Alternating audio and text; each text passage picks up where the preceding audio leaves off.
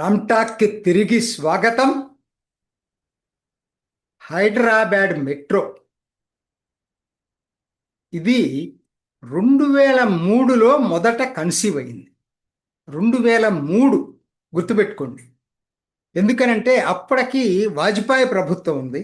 ఇక్కడ ఉమ్మడి ఆంధ్రప్రదేశ్కి ముఖ్యమంత్రిగా చంద్రబాబు నాయుడు ఉన్నాడు. సరే, 2004 ఎన్నికల్లో ప్రభుత్వం మారింది. అక్కడ ఇక్కడ రెండు చోట్ల ప్రభుత్వాలు మారినాయి.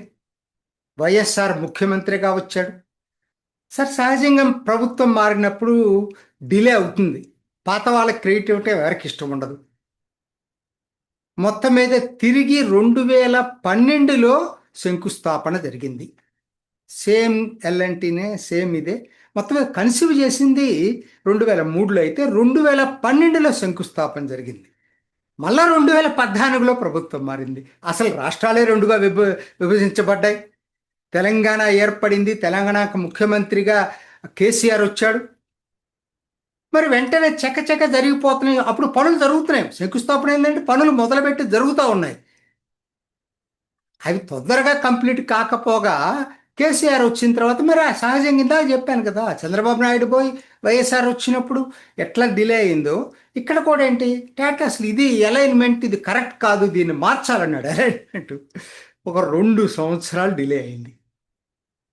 అల్టిమేట్గా 2017లో ప్రారంభం జరిగిందండి. దీనికి 2017లో ప్రారంభం అయ్యే రోజుకి దేశంలోనే రెండో అతిపెద్ద మెట్రో హైదరాబాద్.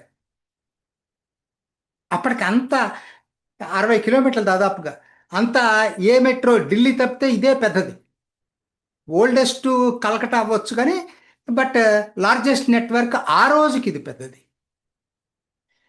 కానీ అప్పుడే డిలే అయిందని అనుకుంటే ఆ తర్వాత మళ్ళా దాని ఫేజ్ వైజు కేసీఆర్ వెళ్ళక ముందు 2023 డిసెంబర్ ఎన్నికలకు ముందు కేసీఆర్ ప్రభుత్వం మళ్ళీ ఎక్స్పాన్షన్ ప్రణాళికలను ప్రకటించింది. దాంట్లో భాగమే రాయదుర్గం నుంచి హైదరాబాద్ ఎయిర్పోర్ట్కి. సరే, ప్రభుత్వం మారింది. ఈసారి ప్రభుత్వం మారిన తర్వాత మరి రేవంత్ రెడ్డి కూడా ప్రయారిటీ కదా. కేసీఆర్ చెప్పింది ఒప్పుకుంటే మరి ఈయన క్రేట్ ఎక్కడ పోతుంది? నేను ఒకరినంటే అన్ని పార్టీలు ఇదే చేస్తున్నాయి. కానీ నష్టపోతుంది ఎవరు? ప్రజలు. సో ఏమైపోయింది? ఆయనకి టైం పట్టింది. ఇది ప్రయారిటీ. కొన్నాళ్ళు ఆగి ఇటీవల దాన్ని ప్రకటించాడు. ఏది ఎక్స్పాన్షన్కి. అంటే ఎన్నాళ్ళు అవుతుందో చూడండి. ఎక్స్పాన్షన్కి మళ్ళా లేట్ అయింది. సరే, ఎక్స్పాన్షన్కి కొన్ని అడ్డంకులు ఉన్నాయని చెప్పి ఆయనే చెప్పుకుంటా వచ్చాడు. ఏంటి అడ్డంకంటే ఫేజ్ 1 ఎల్ఎన్టీకి ఉన్నప్పుడు ఆ ఎల్ఎన్టీని అడిగారు ఎక్స్పాన్షన్ కోసం.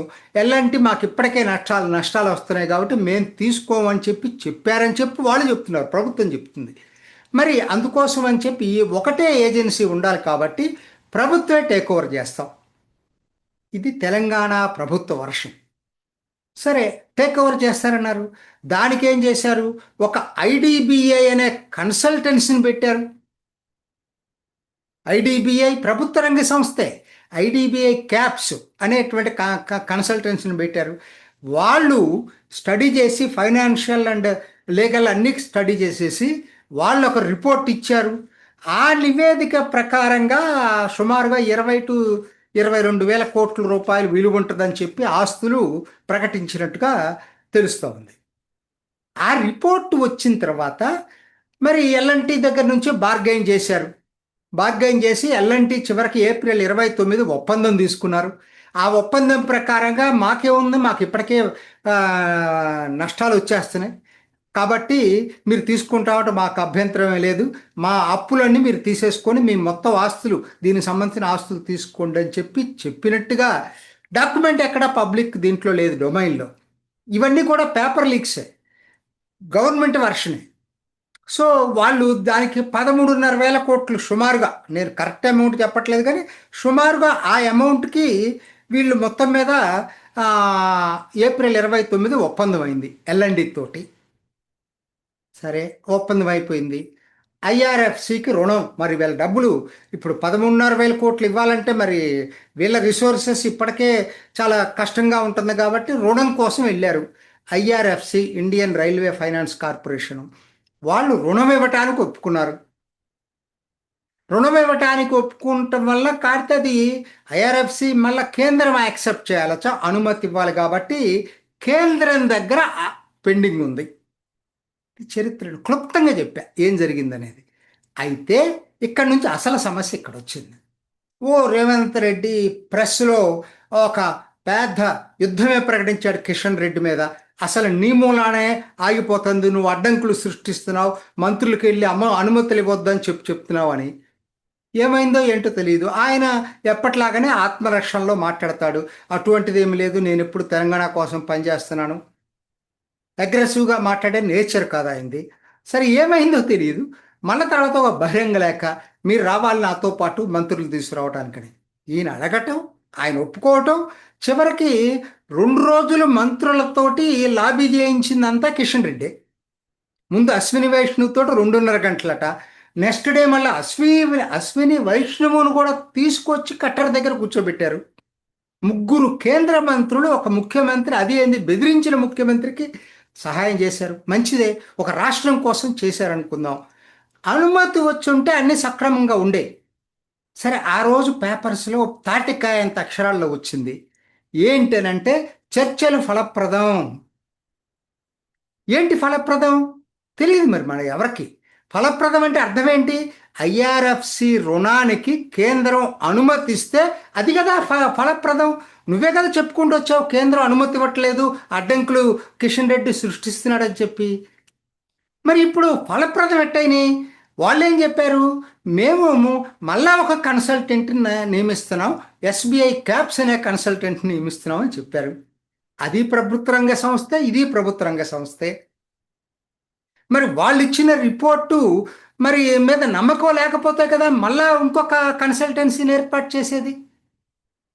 వాళ్ళు 13,500 కోట్లు వాళ్ళు చెప్పినటువంటిది నువ్వు యాక్సెప్ట్ చేయలేదంటే అర్థమేంటి? ఫలప్రదం ఎట్లయినాయి? ఈ రుణం ఏమైంది? ఈ రుణానికి 84 కోట్లు అప్ఫ్రంట్ ఫీజు కూడా పే చేశారట కదా. అంటే పేపర్లో వస్తున్న వార్త, అది ఎంతవరకు కరెక్టో నాకు తెలీదు.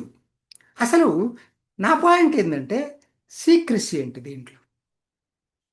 నీ డాక్యుమెంట్ ఎల్ఎన్టీతో ఒప్పందం ఫుల్ డాక్యుమెంటు, అన్ని ఎనెక్సర్స్ సహా పబ్లిక్ డొమైన్లో ఉండాలి. ఐఆర్ఎఫ్సి రుణానికి సంబంధించి కూడా పబ్లిక్ డొమైన్లో ఉండాలి. ప్రెస్కి ఏదో మీరు ఒక వర్షన్ రిలీజ్ చేయటం కాదు కదా, ఇవన్నీ పబ్లిక్ డొమైన్లో ఉండాల్సినటువంటి డాక్యుమెంట్స్ కదా. మరి నిజంగా కూడా అవి అంత ఫెయిర్గా ఉన్నప్పుడు ఇవాళ కేంద్రం ఎందుకు అనుమతి ఇవ్వలేదు? చర్చలు ఫలప్రదం ఎట్టయినాయి? దీనికి ఎవరైనా జవాబు చెప్పాలి కాంగ్రెస్ నుంచి.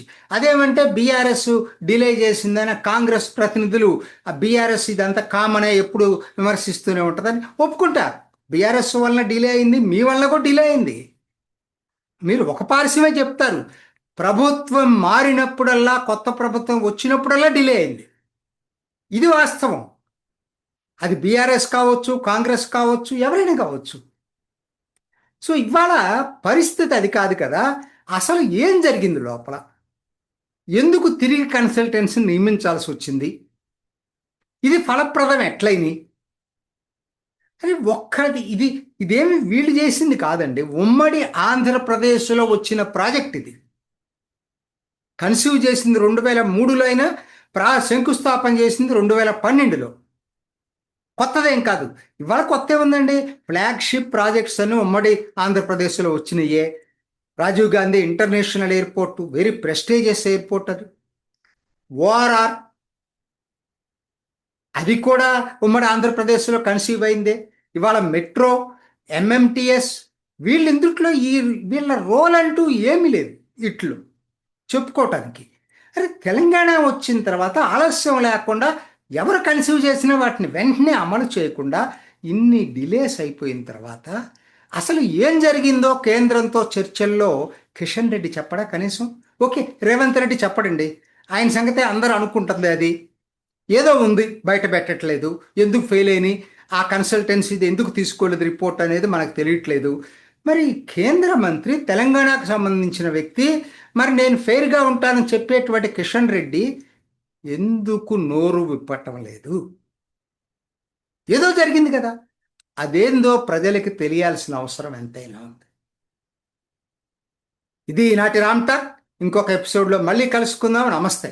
చూసారు కదండి, మరి ఈ వీడియో కనుక మీకు నచ్చినట్లయితే ఒక లైక్ కొట్టేసి మీ అభిప్రాయాన్ని కూడా కామెంట్ బాక్స్లో తెలియజేస్తూ ఇలాంటి ఇంట్రెస్టింగ్ అప్డేట్స్ కోసం మా ఛానల్ని సబ్స్క్రైబ్ చేసుకోండి.